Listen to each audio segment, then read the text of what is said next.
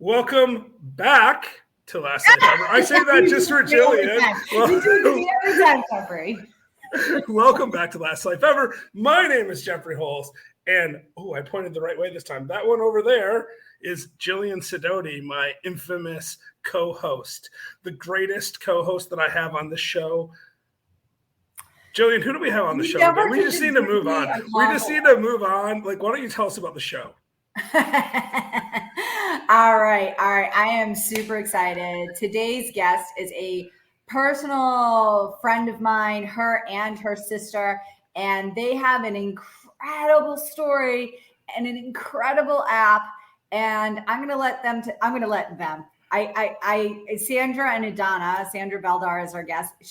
Sandra and her sister Adana always come as a package deal. So I'm very not used to her being here by herself without her sister, to be perfectly honest with you, Jeff. But that doesn't mean it isn't going to be one of the most exciting interviews we've ever done. And I'm going to tell you right now, we're going to have to break this probably up into two. Okay. But all right, I'm going to interrupt the regularly scheduled introduction for a second. Yes. Because you literally told us nothing about what we're expecting. You said that she has a sister and an app. I know. That's how excited I am. There's an app. There's a sister. There's refugees talk. They're refugees. Well, listen, for what I know, and I think I'm doing the introduction now, for what I know from talking to you about Sandra and Adana, is they sound like fascinating people, and I'm excited to hear about their app and all the great things they're doing, and we're going to hear that right after this. Help me, my brother, can you lend me a hand as I walk through this land of confusion? If we give to each other, then there's nothing to take. Let's live life for the moment before it slips away.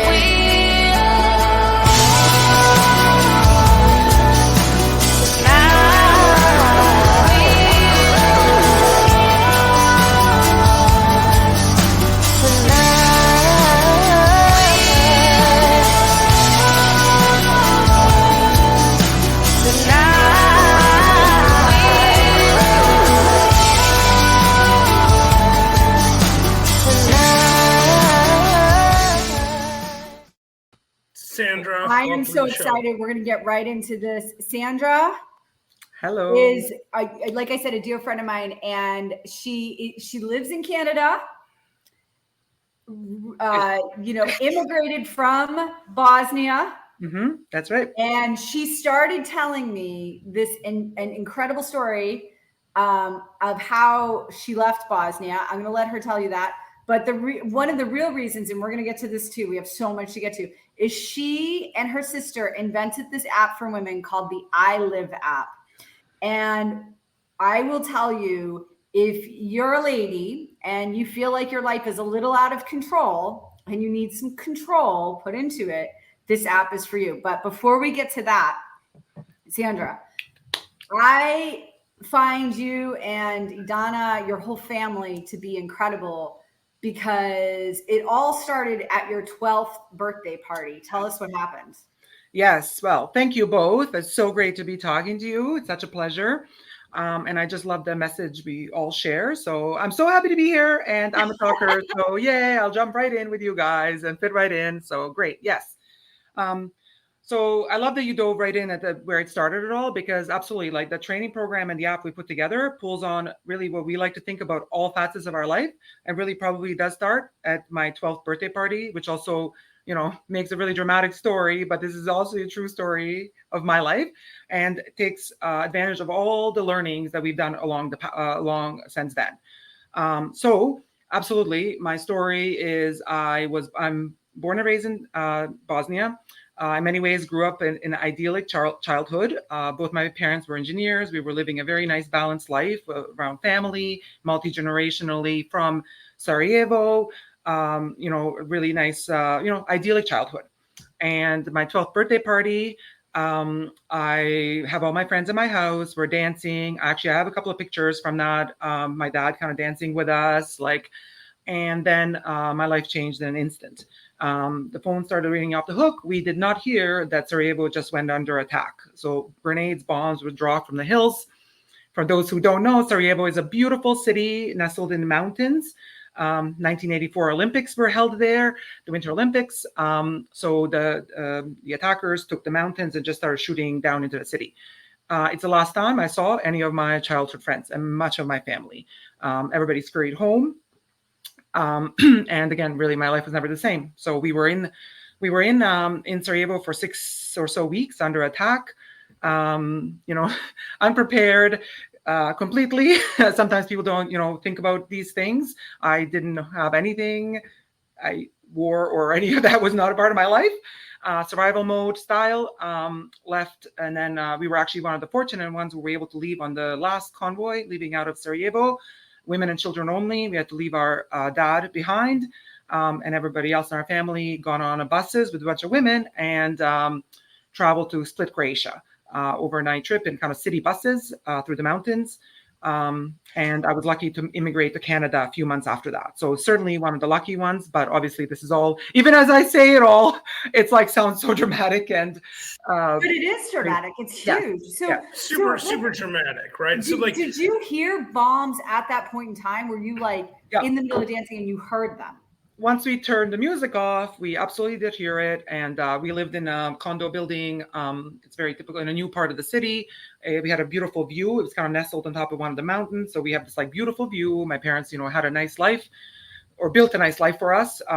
And we couldn't stay there anymore because we were basically, grenade could come into our house because we had clearance. So we started sleeping in lower level apartments with our neighbors. Everybody came together. And, we spent a lot of night. Well, we slept in hallways, etc. That were more nestled and more protected. Right. Got to know our neighbors well, more than the average hello, etc. It is, there's definitely an element of beautiful human spirit that comes together in these kind of desperate times. Yeah. So, just a lot of that. And I still have I'm 43, vivid memories of those days. I'm sure. Yeah, so How could you not? I can't get over the contrast, right? So Yes. You're in a situation where everything's going just fine, and then all of a sudden it's not. That's and right.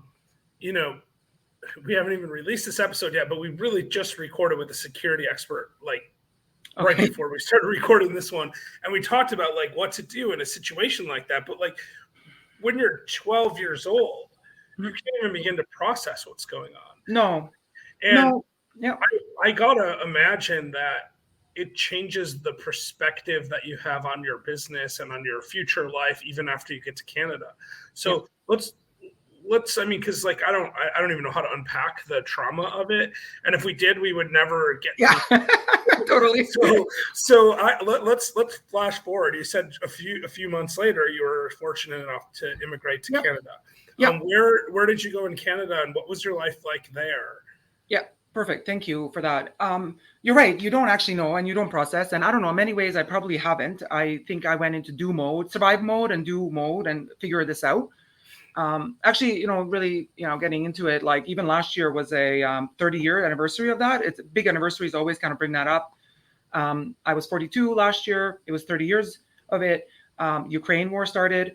Actually, I had such it hit me like a tidal wave. And actually, I actually think some of the processing for me actually really happened very recently and fuels even some of this huge life transition and reprioritization I'm doing now and leaning into sharing the story.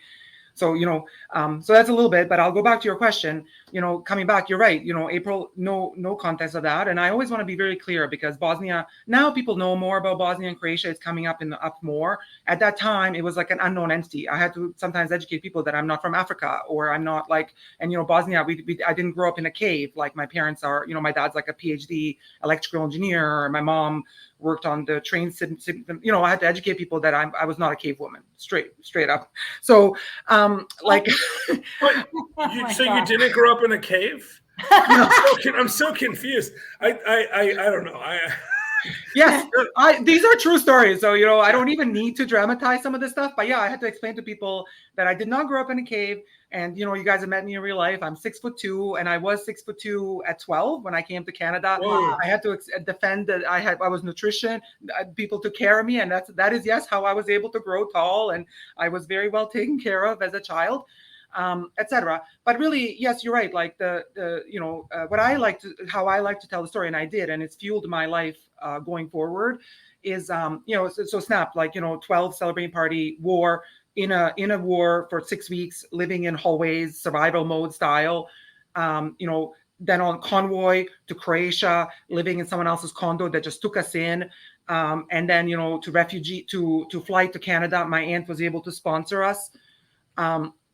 She had immigrated to Canada in the 80s, so we were very lucky to sponsor us. And the next morning, apply for refugee status, living in a townhouse with 7 other women, because she was just taking in other women as well, and whoever she could grab. And we started, living life. That sounds like the worst part of this whole story.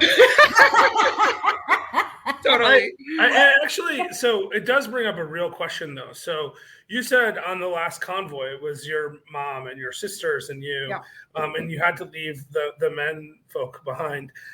What happened to them? Like, did they get out? Or are they okay? Like, I was like, my family overall is okay. My dad was in the war for two more years. Men were not able to leave.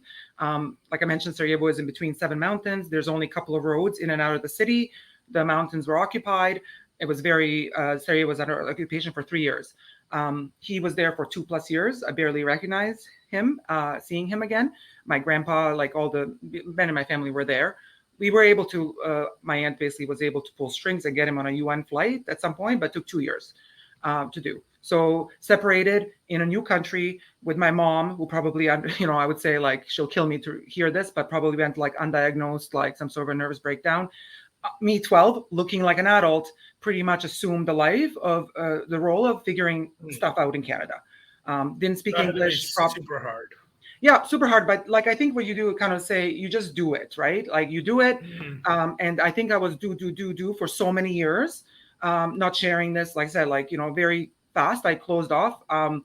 In many ways, we were fortunate to land in I said townhouse, but it's like in a kind of like an upper neighborhood, because my aunt was doing well here. She was a single mom, and took us in. I very quickly realized that people don't know anything. People around me here didn't understand Bosnia, didn't understand refugee status, didn't understand any of this. So I just was, was a different Sandra. I had like Sandra at school, that's rocking school and friendly and outgoing. And then I had like refugee Sandra taking care of like at home, taking care of her family, figuring things out.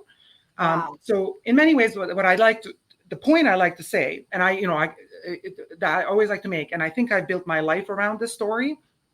And I know, Jeff, even from reading your book, that you have a lot of this, like the mindset element. And I wasn't aware of this, but very fast, I was using it as a lesson learned. And I still say that to many days. Like there's not many people, and good for them, that will go through such a traumatic event, that will live like that. But we all have versions of crazy stuff happening to us, right? And ultimately, mostly that we don't control. And a lot of times I say, listen, I wouldn't wish that for anybody. The story I'm telling you, I wouldn't wish that on anybody. But at the same time, I got such a big lesson on life and such a big lesson on resilience and what really matters, that I actually feel fortunate to have been given that gift such an early age. And I could grow up without total, when I think about my life, like I really, value experiences, people. I understand physical possessions for what they are, just nice, not that I don't like my fancy stuff sometimes, but I could leave it in a day. Like, so I really think it helped me set priorities, and helps me daily set those priorities. And then, kind of focus on what you can do for your next step forward. And that lesson has that lesson has gone with me through, engineering school, building a career, learning the language first, building a whole community somewhere where I don't go, figuring out I shouldn't actually be a technical engineer, or I can, but I don't want to be, going back to business school, all kind of like in this environment where my family was always like survival mode. Like my parents can't let go of that survival mode style, but I was just like, no, I want to be my best, build my best life in my value system, because I actually really understand, like, it can all go away in a second, like my parents did. I think what you're saying right now is so incredibly profound, because I think when we hear the term survivor, right, we kind of attach some kind of heroism to that, right? Mm-hmm. Like Jeff's a cancer survivor, right? Mm-hmm. And it's okay. It's good to be a survivor. You should survive things, but you cannot constantly be in survival mode, no matter what you're surviving from, because if you're in survival mode, that means you're not making any progress. And this is a theme that we see on the show, right? Mm-hmm. Like, we bring on not every single episode, but we bring on plenty of people that have gone through some pretty dramatic stuff. Yep. They've lost children, they've they've had medical diagnoses. And now we have your story. I think that's a first for us, a refugee. But in all of the cases, the thing that I have heard from every single one of them is what you just said, which is you wouldn't wish it on anyone. And I certainly wouldn't wish anyone to go through the leukemia and bankruptcy stuff that I went through. But I'm super happy that I went through that, because what I learned is so valuable. And what I learned is why we're here right now. Like had I not gone through that, this show would not exist. This is a product of that. Like, I would have never met Jillian. Like, we would have probably done totally different stuff. You and I would never have met, certainly. Right. Probably you and Jillian would have never met, because all of this stuff influences itself. And Jillian and I, we both spend a fair amount of time in Puerto Rico. She actually lives there. I'm there, half the time or whatever. And that happened because of our relationship, like her influencing me and me influencing her, like and all of this stuff. Like, our lives become rich when we grow through the things that we go through. That's right. And somebody told me that, grow through the pain, don't go through it. Like, that's right. And I just think that's what you're saying, is like, it was a great life lesson, and you love your life now. And if you love your life now, you accept that the garbage we go through lets us live the life that we live. So I want to actually talk about that, because Sandra has not just survived and thrived. She's now trying to help other people thrive with her app. And I will say there's a lot of apps out there, but this is an app that continuously evolves with the users, the user base, and the user base is dare I say professional women, right? Like, the avatar for the app is professional women. So here's my app right here. And I will straight up tell you your days. I don't have your app, just so you know, but I don't think I fit into the target market. You're not a professional woman. I can always Jeff, I can always to reveal something to all of us. When you roll version 2.0 for professional men, you let me know. I'll make sure to download. Yes, absolutely. I will never. Yeah. But you, Sandra, you went on to become an engineer, and you alluded to this. You went on to engineer. You worked for huge consulting firms. Tell us a little about that, and then tell us how you evolved from that into creating this app. Perfect. Thank you so much for asking. I'd love to share this part. Yes, and Jeff, you're on my list. Will be number one in the next phase, where we're going to be looking to go directly to clients. We're definitely a little bit focused on women, and just to say professional women, but we think of professional as a mindset. So it's like as a mindset, not a job. So yes, I would love to tell you about it. So I was very much like coming out of that. It was like, and I mentioned, I come a little bit from a family of engineers. It was very much like, now here in Canada, my family dedicated themselves to us succeeding in this new world. And my mom and dad just really supported us, and really in many ways gave up their lives for us. That was probably a little bit part of the epiphany I had last year, because I turned 42. Again, it was a bit of a 30-year anniversary. It's almost crazy how these things line up. And it was also how old my parents were when this happened to them. So I had this really big epiphany of like, oh my God, can you imagine now me? And, I'm lucky to have a supportive husband and 2 kids myself. I was able to really kind of consider what it would have felt like for my mom to now all of a sudden just pick up the kids and go across the world by herself from the life that I have now. So, but, going back to it, they really supported us. We were like, go do. Both me and my sister finished engineering. It was kind of like the default path in our family. It's fine. We learned a lot from that. I worked in it. But this coming back to the lesson of like just wanting to be and do my best and deliver value around me. To me, it also became very clear that engineering wasn't really for me. I learned a lot. It was like next business school, business transformation. I always have the image of my life has been kind of having a backpack, and it's just kind of like, I don't know what I'm meant to do, but I'm going to keep loading different skills and experiences until something comes together and I can really deliver value back and impact. I have to stop you for 1 second there. Yeah. That is a great image, right? Yeah. And I think I love it.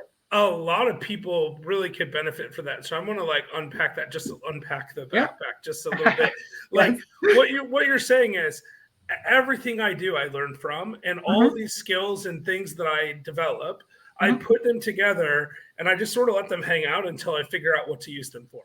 And I personally believe that's one of the things that's most lacking in modern society, because you used to have this concept of the Renaissance man, the Michelangelo that could paint, sculpt, but also was an architect and a scientist, or the Da Vinci who was inventing stuff and also writing plays, right? Yeah. Like we don't have as much of that in the world anymore. And that's actually one of the core founding principles of the Last Life Ever group itself, at least, from my perspective, is I want to let people experience all those things and learn from their experiences and then figure out what to do. And that's why we're here. And so I love that metaphor, and I really appreciate you sharing that. Yeah, absolutely. And that's absolutely true story. And it kept me going when I didn't have clarity. And I remember myself saying in my 20s and 30s, like, I don't know what I meant to do. And it was just kind of like, okay, I tried this, tried that. That wasn't quite it. But I always, again, positive outlook. I built something skilled, I learned something, and I was just like, what's next? And I had this image, like, my mission right now is to build up these skills that I know will be helpful when I figure out what that is. And that actually kept me going through lots of experiences, right? I was always able to say, well, no, that was good. And I never felt like something was wasted or whatever, right? So I agree with you. I share that with a lot of people, and I've seen it help them to kind of give you purpose while you're figuring out the purpose.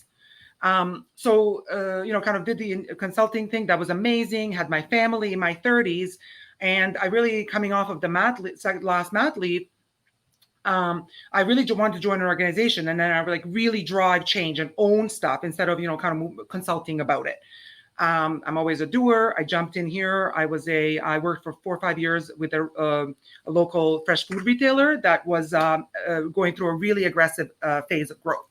It was amazing experience. Love being close to food. I'm a big foodie. So it was just coming in a different way, learning about them. And I really helped scale them through this growth.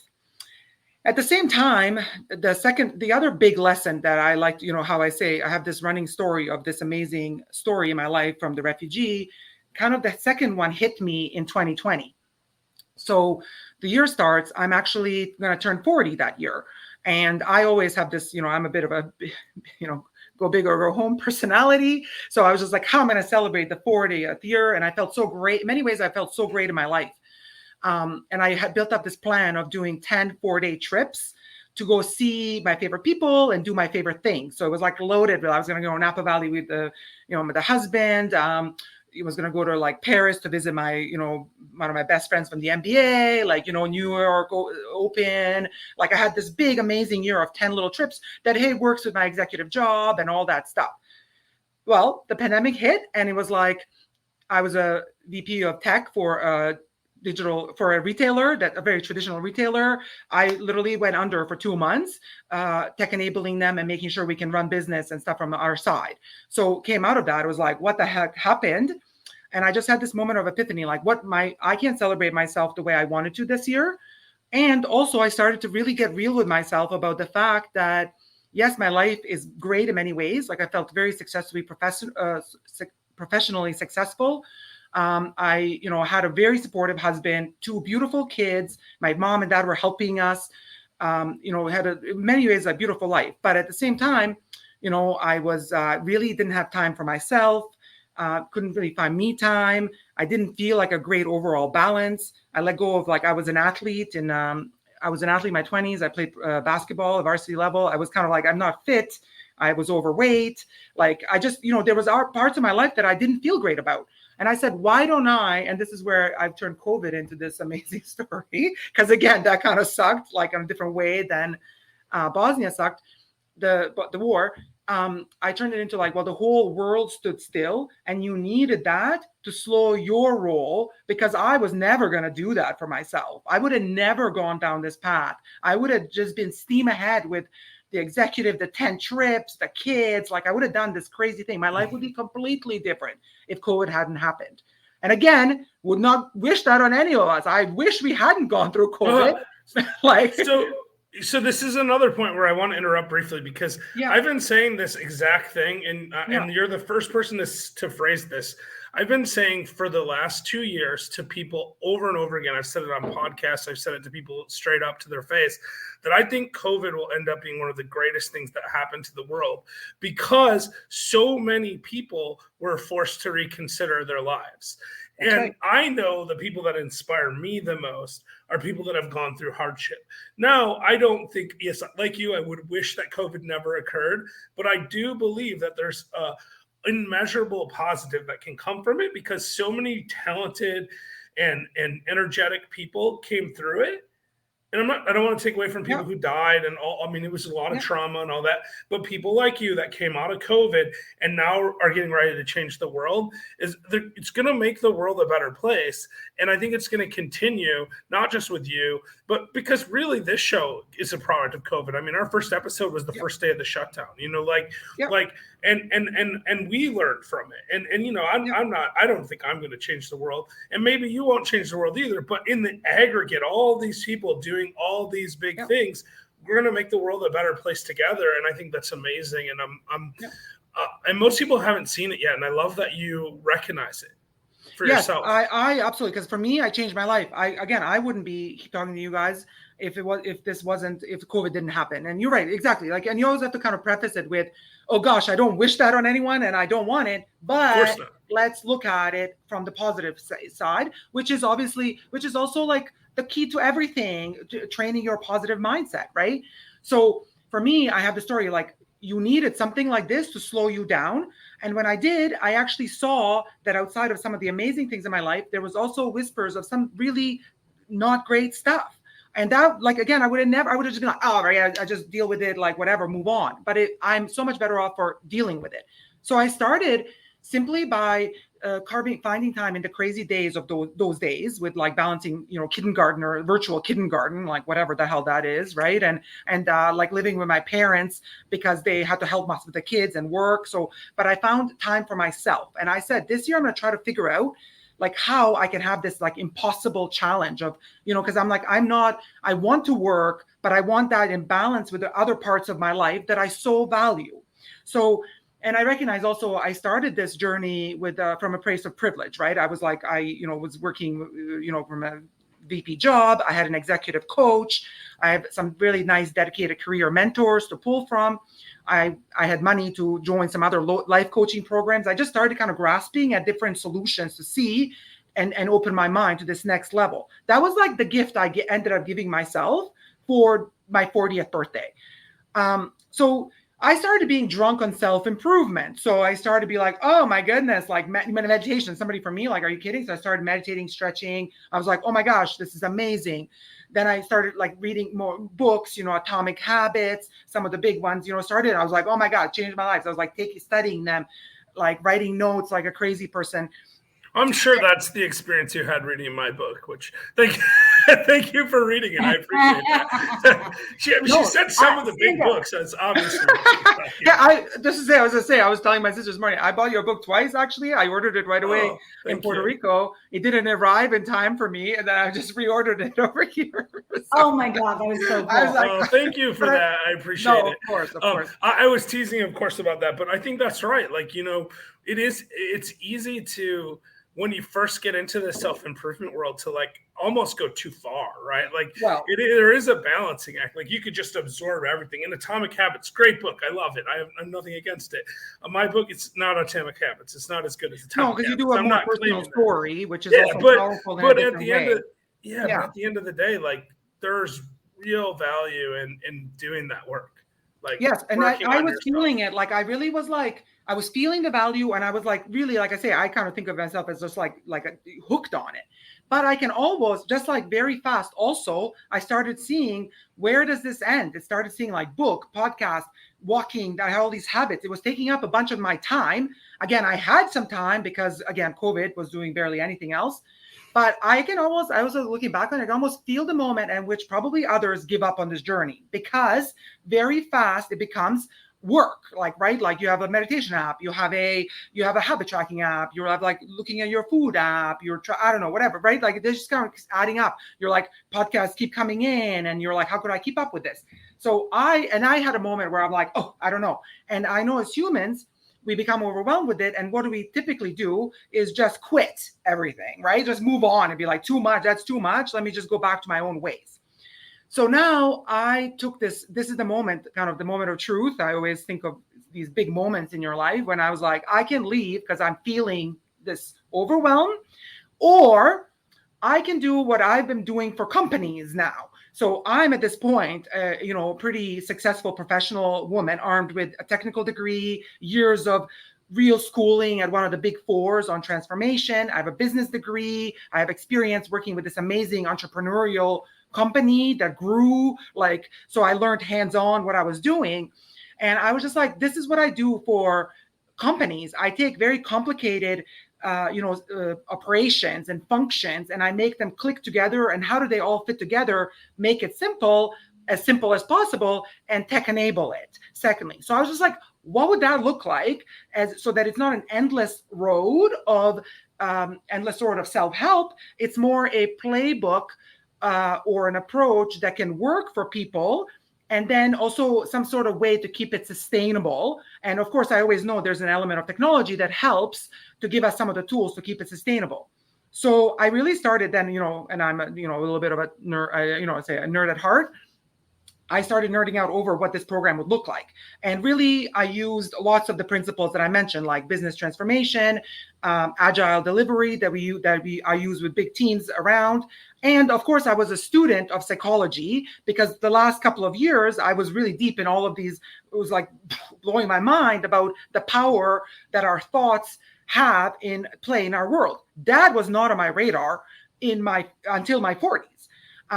When I started really getting serious about the program, I also enlisted. I was really fortunate to come across this amazing psychologist. So, because that was like, I'm always like, think about engineers. I'm going to do things proper always. So I was just like, if I'm going to talk about mindset, I need somebody who really knows. So I partnered with this amazing psychologist who I spent like 6 months in deep discussions with to make sure that those elements in the program are proper in there.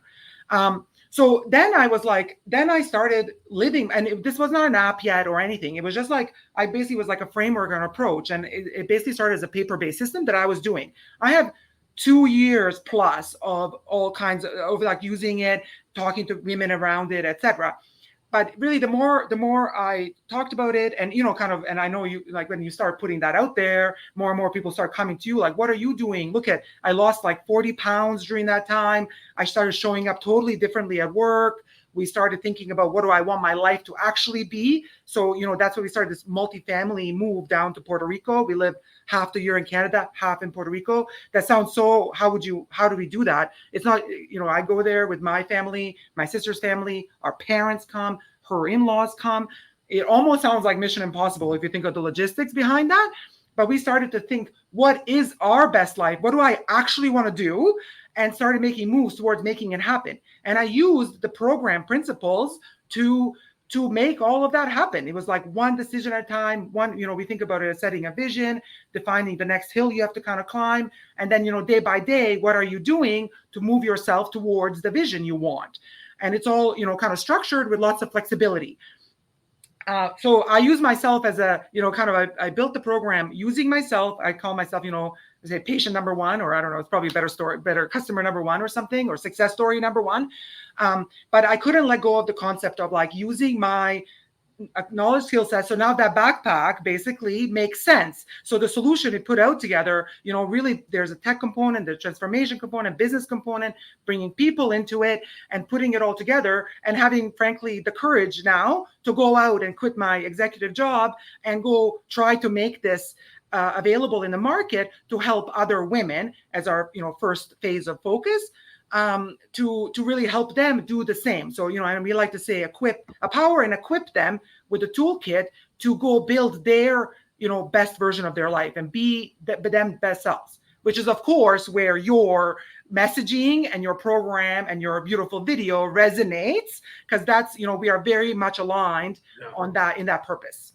No, and I feel that for sure. Like as soon as Jillian told me about your app, I was like, yeah, we definitely need to have them on, because it really is. It's something that can help people, and that is the goal, right? That's why we have people on. So we do have to wrap up here in a second, but your app is live now. So one thing I'm going to say is like this. The app is live, but we are you can find it in the App Store, but you will not be able to just download it and use it. So one of the things that we've come to realize, and we ran a very successful pilot earlier this year, which we were so grateful to have Jillian as a part of. We ran a pilot with 66 women starting in January, and completed it. One of the things we realized is with this app, we're asking women to create a new practice that they don't have now. So this app is not meant to replace your productivity apps and your meditation apps or anything like that. It's supposed to kind of sit above the noise of your regular life. We all have like calendars, tools, message boards, to-do lists. We're not looking to replace all of that. We're asking you to sit down in the morning. We want to lead you to develop a practice of, and we think 5 to 15 minutes a day where you sit in the morning, you reflect on what all the, the demands and pulls and all the other systems are telling you to do, but you actually reflect and identify what your rocks are for the day. So we use the analogy of rocks, pebbles, jar. So what are your priorities and the things that you want to get done today across all aspects of your life, not just work. So the app helps, drives that behavior or supports that habit, as well as your self-care habits, mind and body. And we lead women again to kind of discover them and find their own place with those. Now, the app works to support that habit, but because it's a new habit I'm asking people to build or a new practice, it requires learning and training to start. So the app runs beautifully. We're very proud of it as obviously a group of engineers. It's in the App Store, it's in the Google Store, but you have to get some training with it right first. And we are going to work to get it more and more standalone so that a person can, so like Jeff, like you can pick it up, let's say a year from now, hopefully, and can just get on the path and be learning with like listening snippets and videos and all of that stuff and get yourself going on developing that habit. But for now, we're making it available through kind of training programs so that you can work and, you can work with us. We help you develop those practices and you use the app to make them to make the changes sustainable in your life. Okay. So someone wants to be involved in that. Yes. They're listening to the show. They want to reach out to you. What's the best way for them to get a hold of your company? Perfect. Go to simply ilive.io. So it's ILIV. So it stands for intentional living. So it's a bit of a funky spelling, but ILIV.io. There's our website there. Me and my sister are there and a direct link to me. Literally at this stage, if you want to hear more, talk more, contact me. Like that's all you need to do. Perfect. We'll figure it out. We have a bunch of opportunities coming up. We will definitely be launching some training cohorts in the fall. For a women cohort, women entrepreneurs. I would love to put together one for women entrepreneurs because we can have a lot of kinship and help to each other. And then ultimately, we're looking to really partner with organizations that want to bring this to their women's groups. So if you have you're like, oh, I can put my hand up at work and this would be a great training program, we can do that. We very much understand corporate world and we see a big opportunity to help organizations spend those D&I and training budgets properly and very helpfully instead of, taking their women out for lunch and some, random talks that nobody remembers afterwards. Excellent. So just contact us and we'll go from there. Okay. That sounds great. So now we're recording this at the end of June, so 2023, and yes. The show probably won't come out for a little while. So things may have changed between now and then, but if they reach out to you, liv.io, I'm sure you'll be able to catch them up on everything you did in the last few months. Anytime. Anybody calling me about the program, as you see, I'm a talker. I will not turn down anybody wanting to connect and learn more. Excellent stuff. All right, Jillian, would you like to take us out? Yes, thank you so much, Sandra Veledar, for being here today, and we will be right back.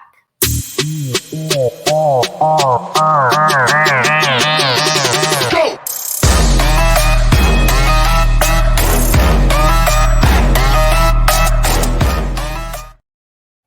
Jillian, you were right. It's fine. You picked a good guest. I allow it. Every once in a while, you get something right. Why are you such a jerk? And It's totally that's being teasing. Nice. That's being You're nice. a very nice person, Jillian, and you know you actually do a really good job, and I appreciate having you as a co-host. Thank you, Jeffrey. Likewise, Jeffrey. Oh, thank you so much, so much. I do hope Sandra makes an I Live Hap for men and gears it towards men, because I think men could use it just as much as women use it a lot of the time. But I have no doubt, but there are some things we can start with. Well, I mean, like for somebody like me, I get up in the morning, right? And I try to start my day, and it always gets railroaded, right? In some way, shape, or form, because like, for example, like something that happens every day, and if I just thought about it a little bit, I would prevent it, is that I start my day and then I start like goofing around, doing things I'm not supposed to be doing instead of doing my rocks or my pebbles or my sand. And then what ends up happening is Nick comes running down the stairs and is like, speaking of which, I got to run because I got to pick him up.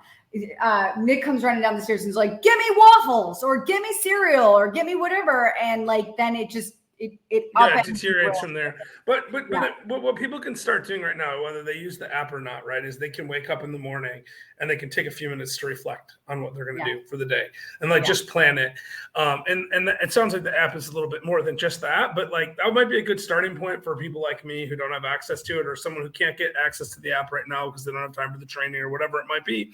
But in the meantime, Jillian, you have to go pick up your kids, so we're gonna have to wrap up. So everybody, thank you so much for joining us today, and super special thank you to our guest Sandra Veledar. Please go check them out at ilive.io, and that's ILIV, no E on the end, .io. And I just want to remind you to live the best version of your last life ever.